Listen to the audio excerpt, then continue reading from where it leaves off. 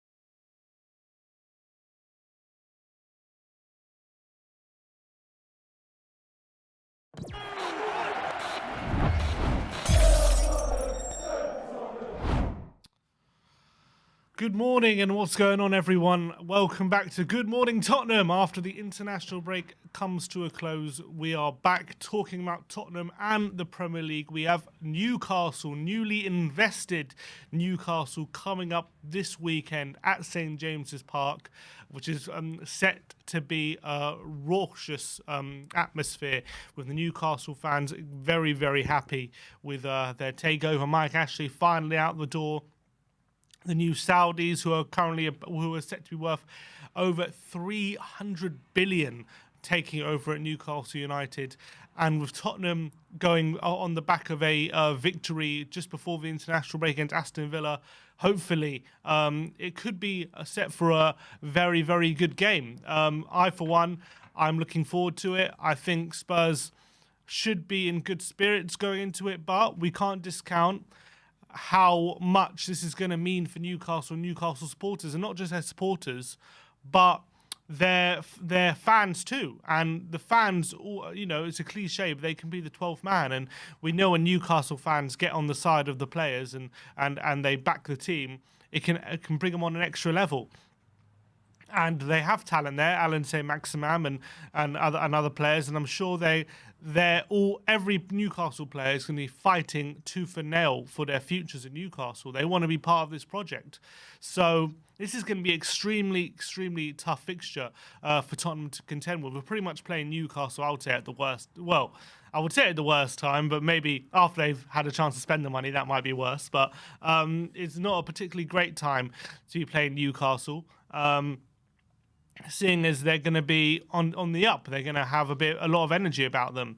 Whether Steve Bruce still being there is a hindrance or is a good thing, we'll have to wait and see. They have decided. Looks like they've decided not to sack him just yet. Looks like they're going to delay that decision until they bring someone through the door.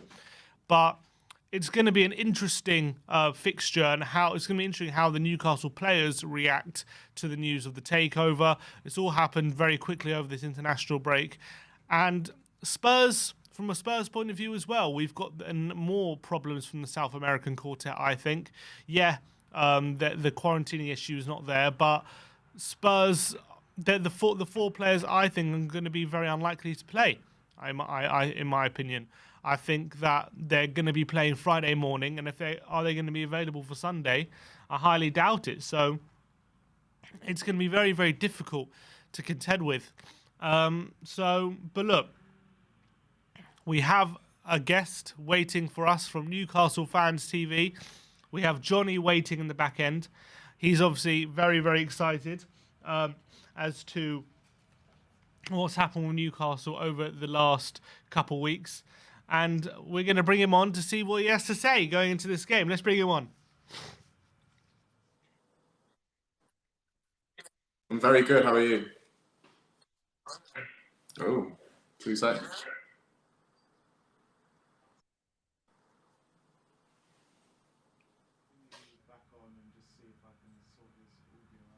One sec, Johnny. We'll bring you back.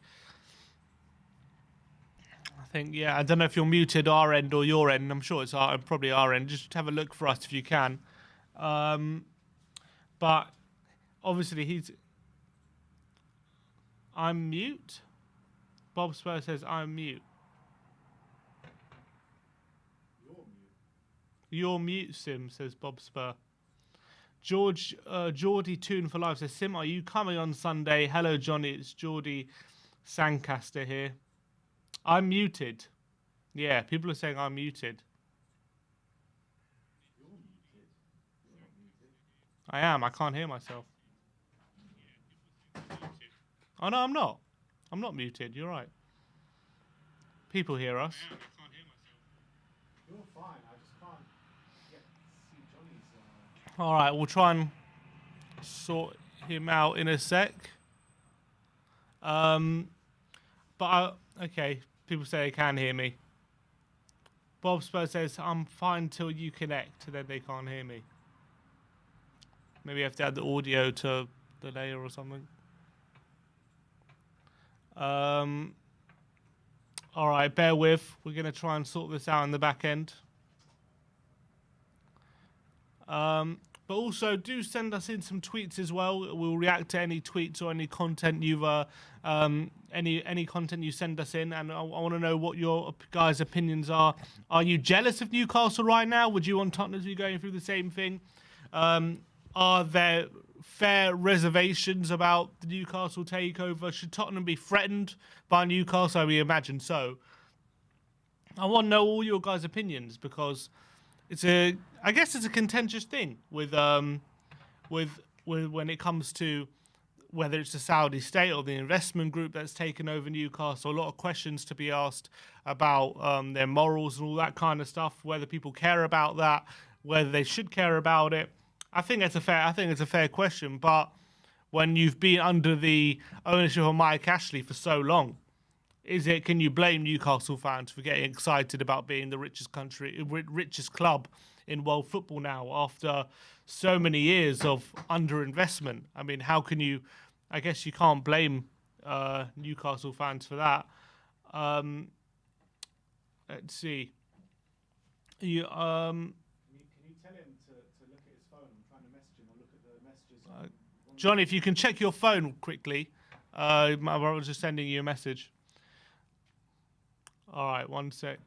We'll try and get him back on very, very shortly. Interesting quotes from Jesse Lingard coming out as well about Jose Mourinho, talking about how good he was for him and how he relied on Jesse Lingard when he was at Man United and all that kind of stuff, which is interesting. Everyone I've heard from Jose Mourinho post his Tottenham or post his Tottenham stint, they all speak very, very positive about him, apparently. Can I hear him? I think I can hear him. Can you? I can hear something. Okay, yeah, because I've just done something. So yeah, I can hear him. All right. Let's try and get him back on. All right. 1, 2, 3. Yes, Johnny, you're right. Welcome back to the channel. Yeah, How are you doing? Morning. I'm not too bad. Can you hear me all right? I can hear you now. I hope all the viewers can hear you as well. I'm gonna just quickly check, but look, Johnny. Yeah, I think everyone can hear you. So, Johnny, look, this is the first game with the new ownership under the Saudis. You know, you've got rid of Mike Ashley finally. All these issues with the new ownership are to come to pass. But tell me how you're feeling right now, going into this first game, and how it's changed the mood around Newcastle. I feel excited. I've got a bit of hope in my football club once again, which is brilliant. It just feels very strange and very weird at the minute. It's just been really weird, really, really weird. You know, this time last week we were still in Mike Ashley's hands, and now we're the richest football club in the world. It's absolutely surreal. I can't get my head around it. But this weekend, it doesn't matter who we're playing. It's just going to be an amazing, amazing day for so many different reasons, and all the fans can come together and be one, which is just absolutely amazing.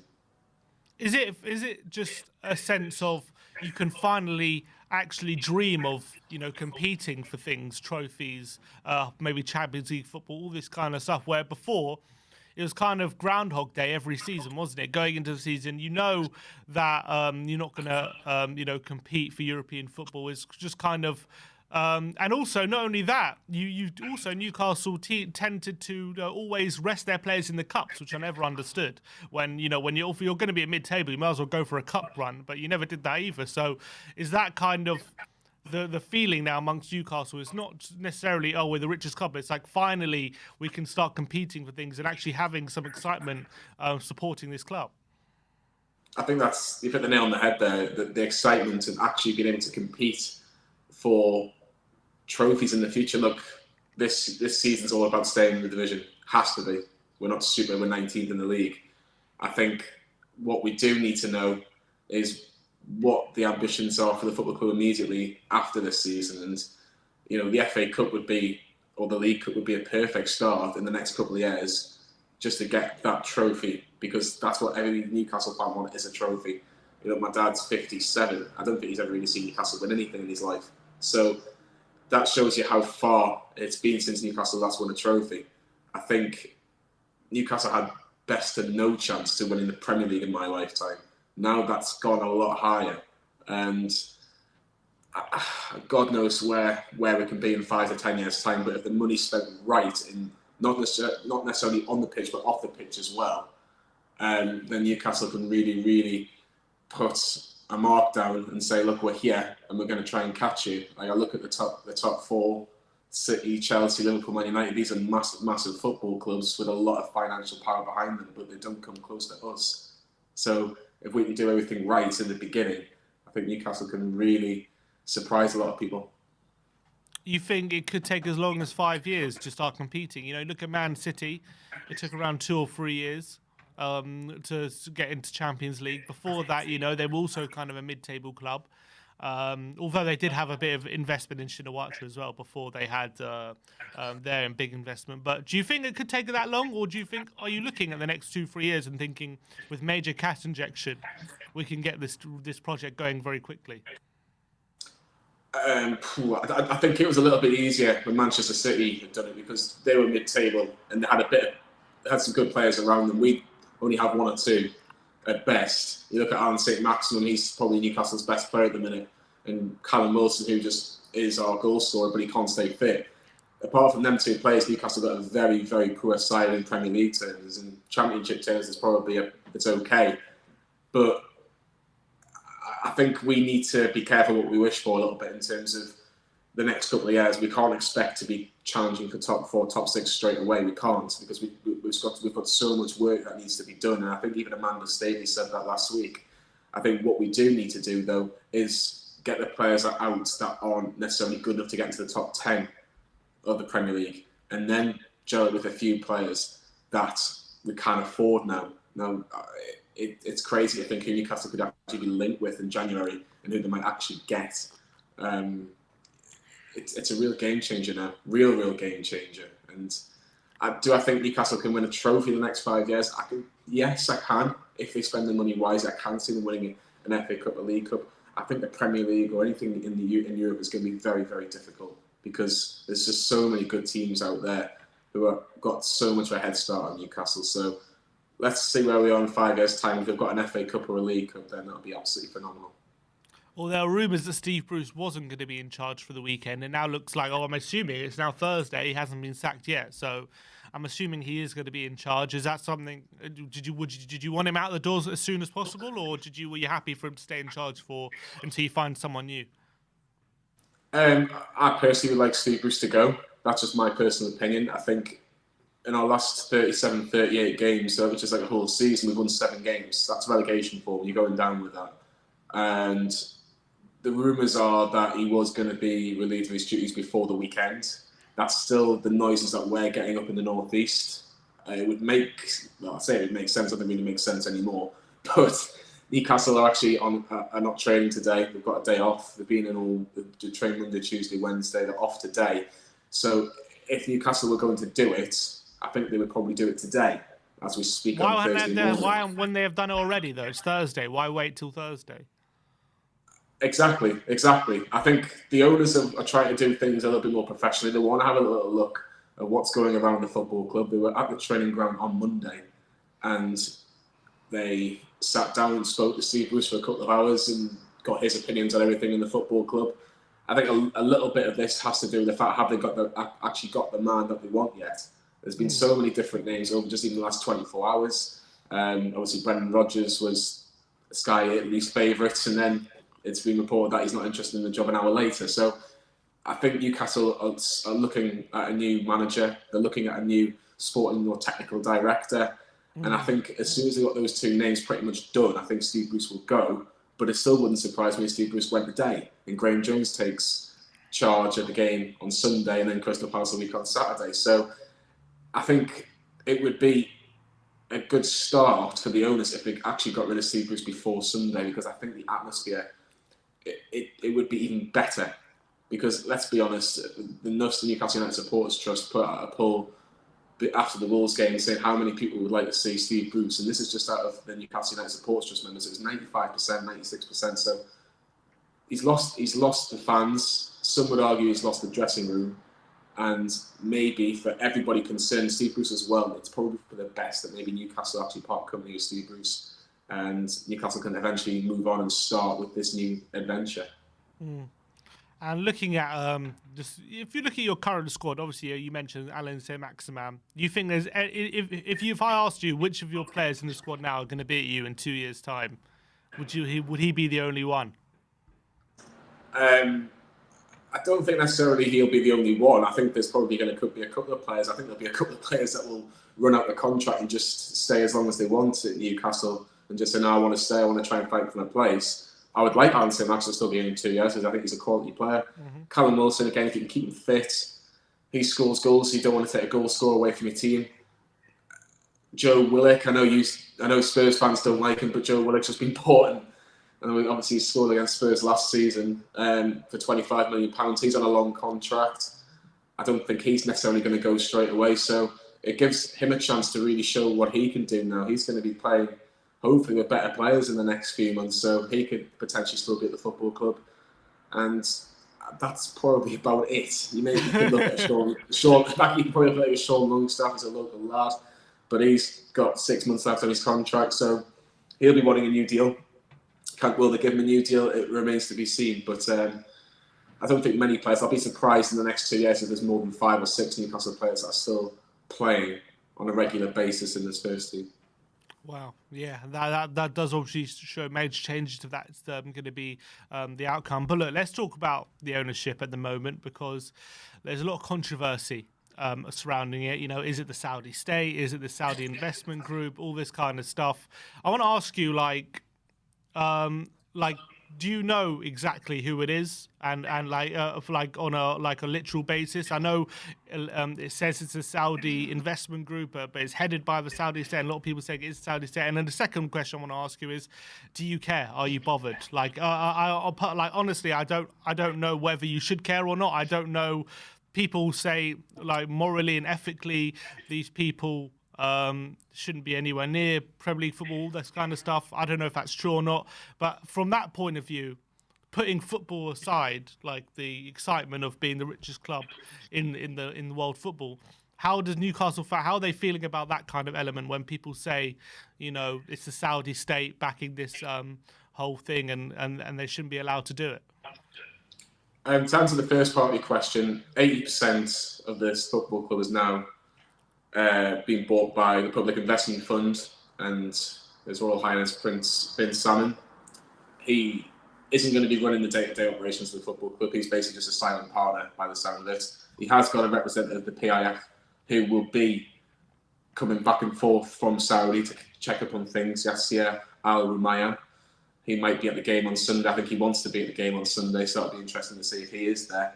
And then the other 20% is shared by PCP Capital Partners, which is Amanda Staveley and her husband, Medrad Gudusi. And then the other 10% is the Reuben Brothers Sports and Media Company, who are worth nearly as much as Manchester City, just on their own. So they're very, very wealthy people as well. In regards to your second part of your question, am I bothered, and the moral and ethical stance of it, of course, I think every Newcastle fan is a little bit concerned because, again, there are a lot of allegations in regards to the Saudis in particular.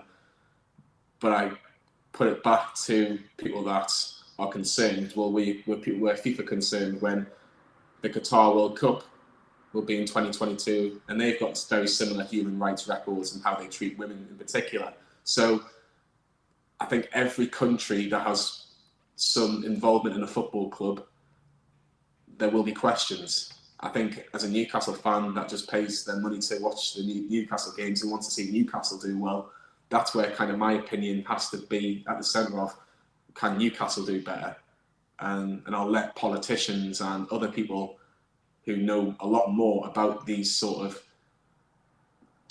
very tough circumstances and let them talk about it, because it is difficult, because Newcastle fans are stuck in a bit of a catch-22. The person or the company I'll be asking more questions of if I wasn't a Newcastle fan is the Premier League, because the Premier League need to answer these questions, and they weren't really concerned in the end by these allegations. They were more concerned about the money, because the biggest factor, in my opinion, was the beIN Sports debacle, in the sense of the illegal streaming. And PIF have just had to pay beIN Sports £1 billion to basically get this deal done. Now, £1 billion to them is nothing, which is crazy to say, but they've just done that to get to push this takeover through. And Newcastle, as soon as that was done, it was just a matter of time. We spoke to very respected journalists up in the northeast who were told of this Wednesday morning and said that this could have been done Wednesday at 4 o'clock. It was that quick. So it just shows how close Newcastle were 18 months ago for getting this takeover done. But it is now done, and now we can move on. I think the one thing that maybe other fans forget the point, yes, it's fantastic that we've been taken over, but Mike Ashley's gone.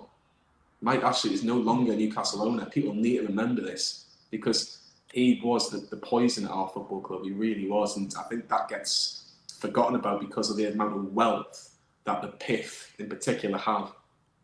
Yeah, absolutely. And it must be very, very exciting. And, from a Tottenham point of view, there are reports that Daniel Levy was heading the charge to try and get this takeover overturned or whatnot, which I thought was quite funny. Obviously, he would. I mean, the cheek of it. Yeah, of course he is. He won the European Super League, and then he decided, "No, we're not Newcastle. I'm getting this takeover." He's a hypocrite. He really is. Of course he is. Look, we have our complaints about Daniel Levy. Don't you worry. But I think it's also a fact that he's just built this £1 billion stadium to try and challenge the big boys from a financial standpoint, and then you're just muscling your way in by having this £320 billion takeover. And he's probably just I would say pulling his hair out. He doesn't have any hair, but he's probably slapping himself on the head about what he can do to compete, because now there's going to be another new kid on the block, and I'm sure he's more frustrated than anyone about this takeover because he knows he's threatened by it. I think it's clear.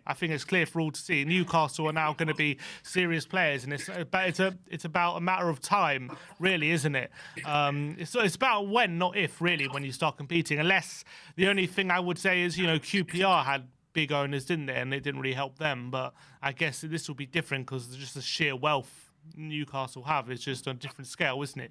Although the QPR owners were said to be more wealthy than the City owners at the time, I think. But I think it's just a different case, isn't it? This one. It is. I think it is very much a different case. I think in terms of the size of football clubs, QPR to Newcastle, QPR are nowhere near Newcastle as well.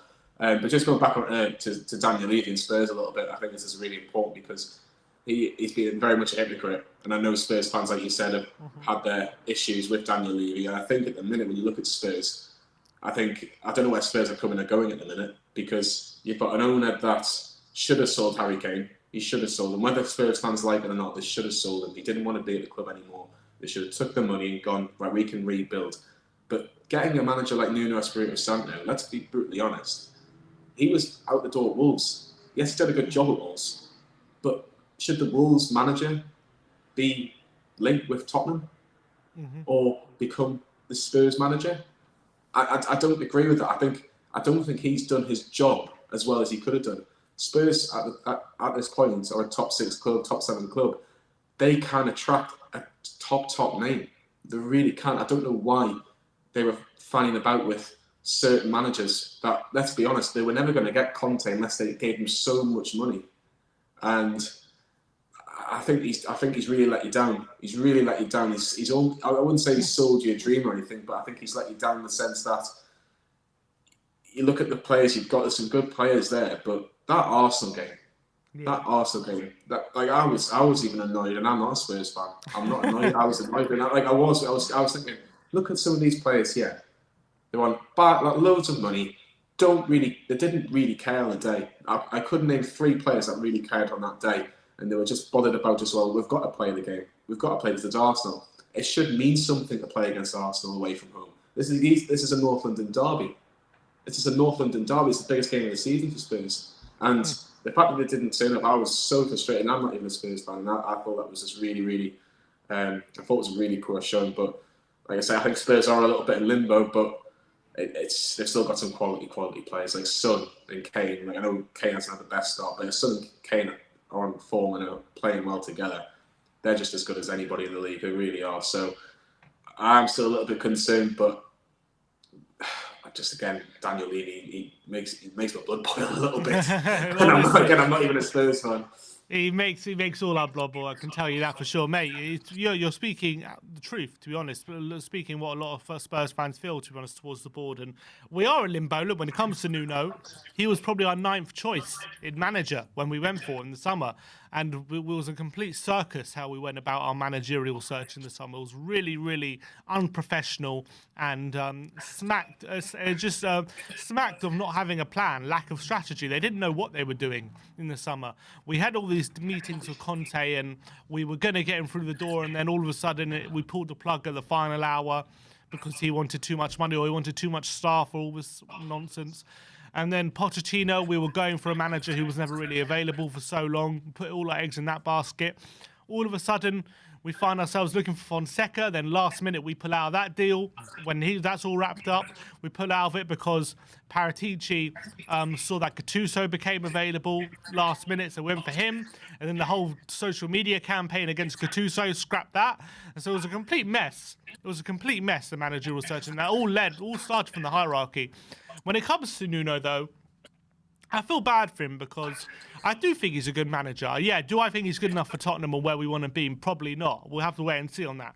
But I do think he's a good manager in his own right. And I feel like he's come into the club. He came in because of our lack of strategy in the summer on our search. He's come in like a month late, like without signings or anything. Like he's come in very, very late for pre-season training, all that kind of stuff. He's had so many difficult things to deal with. Ndombele wanting to leave, Kane wanting to leave, a fractured squad, trying to get not that much money to spend, although we did sign a centre-back for 50 million. But other than that, we haven't spent too much money. We got rid of our third highest goal scorer in Bale without replacing him. He's had a lot of problems to contend with and not a lot of time to deal with it. So I feel with him with that. But looking on Sunday, now the mood has changed around Newcastle. What are you feeling? Do you think you're going to win? Are you much more confident now of like maybe Newcastle players upping their game, looking to be part of this project? Because how important is it for you to kind of all the players, you think, making a statement specifically on Sunday with a big performance? Do you think it's that would be a statement if you can't come out and win on Sunday? I think every Newcastle fan is looking forward to being at the ground. There's people that haven't been at the ground for years until Mike Ashley left this football club, and now they're all coming back. Newcastle have always been spoken about with the fans are so good, but the 10,000 fans left when Rafa Benitez left and Steve Bruce came in.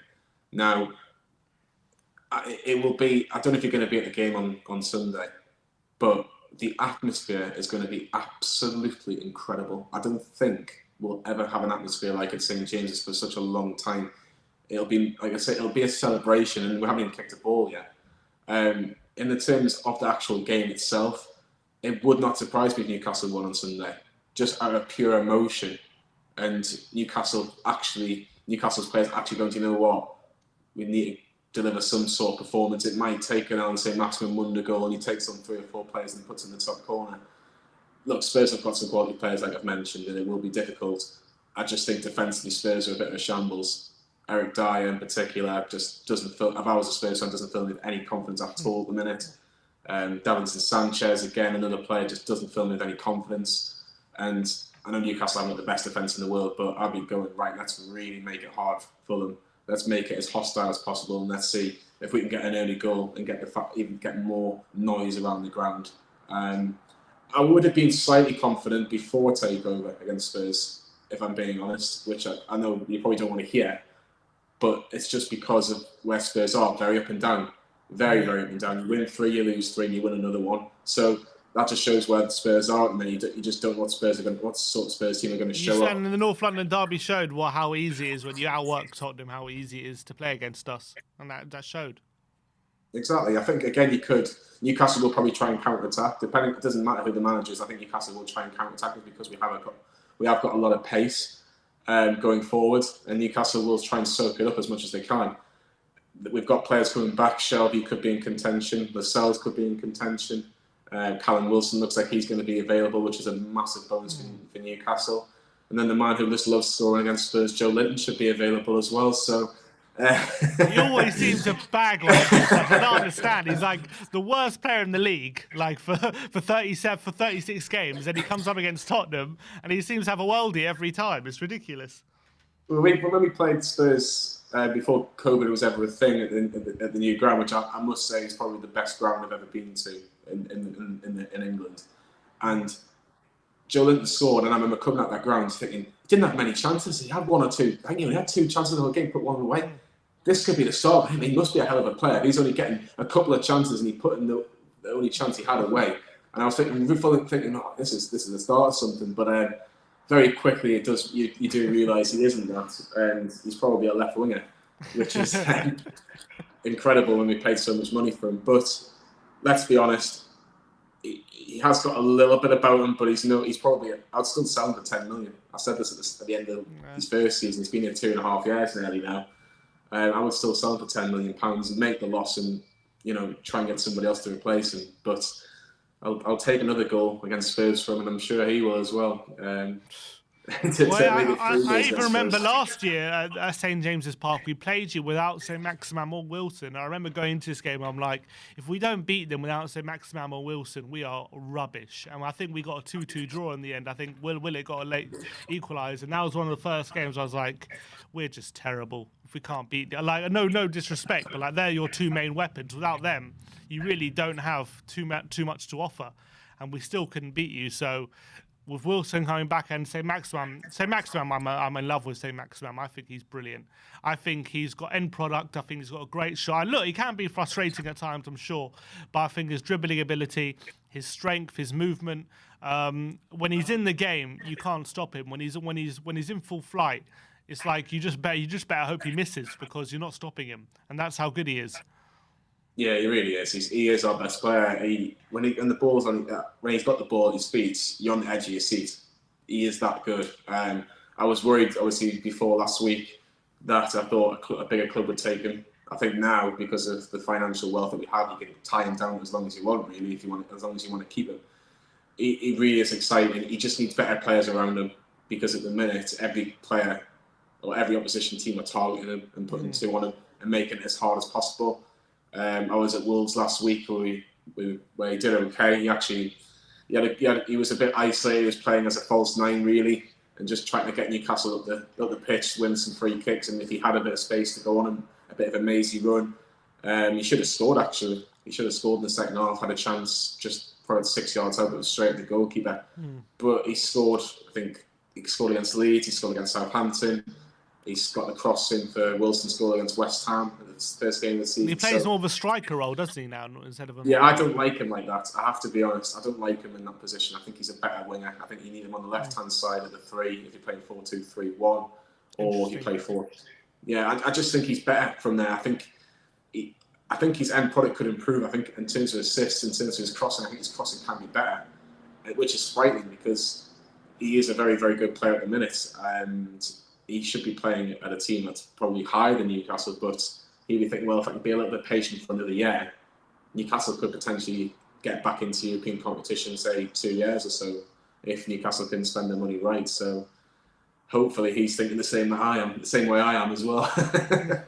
I feel like he's a bit like a better version of Lucas Moura. That's how I see St Maximin, because they've got very similar dribbling abilities, but he's got slightly better end product. Not slightly, I think he's got a much better end product, actually, St Maximin. And if he had better players, right, if he had Kane and Son around him, like Lucas does, I think St Maximin's output would be so much more than what Lucas offers. As much as I love Lucas, I just think St Maximin, he would be a real player for us. So look, Johnny, what's your prediction then for Sunday? What score are you going with? I'm going to go spot. You're going first on the spot. I'm going to go 2-1 home win. I think Newcastle will get the 3 points. It'll be an amazing day for so many different reasons, and I think that'll probably just get us over the line. I think Spurs will probably try and frustrate us as much as we physically can, but I just think, just with everything that's gone in the last 10 days or so, last week or so, I'd love to see Newcastle get the first 3 points this weekend. It'd be well worth the wait. And I've just got a very, very good feeling this weekend. As much as I don't know, like I said, I don't know if you're going up to Newcastle to watch the game, but for the Spurs fans that are, it's going to be absolutely sensational. And hopefully, from a Newcastle fan point of view, we get a win. Yeah, it's going to be rocking, isn't it? And actually, one more question. There's been a few rumours that maybe Newcastle could go in for Harry Kane at some point. You reckon? What do you reckon about that? Do you think there's any chance? Say Tottenham have another, mid-season, finished 7th or 8th, and Newcastle in the summer are spending loads of money, looking like they could challenge. You reckon there's any chance you could, in this point, you could actually persuade Kane to join Newcastle? I think it'd be very difficult. I think let's be honest, Harry Kane wants Champions League football. We can't provide him with that right now. And he's at an age now, is he 28? 29? Yeah, 28. So I think it'd be very, very difficult to say, Harry, can you hold on a couple of years and then play Champions League football? I think probably not. But for triple his wage, you might consider it. I was going to say money talks, and I don't think Harry Kane's that sort of person. But if we're going where we can actually treble your wages, and you'll be the number 9, you'll be idolised, you'll still be playing for England every week of every national break, you'll be loved up here. I can't say it. I'd love to. I can't believe I'm even having this conversation. Yeah, but if Spurs want about £130 million or £150 million for Harry Kane at the minute, that's back pocket change for our owner. Like, he's 10 times, like, our majority shareholder of Newcastle. I don't see anyone else stumping up I don't see anyone else stumping up the cash at this point other than Newcastle, to be honest. So could you see it happening though? No, the only way I can see it happening is if we are that bad that we're nowhere near challenging for top 4, the only way I see it happening is if Newcastle look like serious contenders for top 4, and they're willing to pay the 130 million or whatever it is Levy wants, and it looks like Tottenham are absolutely nowhere and they're not going to be challenging for Champions League. If all those things align, then there is a possibility it might happen, but I still think it's very unlikely. It is very likely, but it is 1 degree warmer up in Newcastle, so yeah, you might 1 degree warmer. There you go. Well, look, Johnny, pleasure speaking to you, mate. Nice to see you, and good luck for the season ahead, mate. Yeah, all the best. Nice one. Nice to see you. Thanks very much. Cheers, man.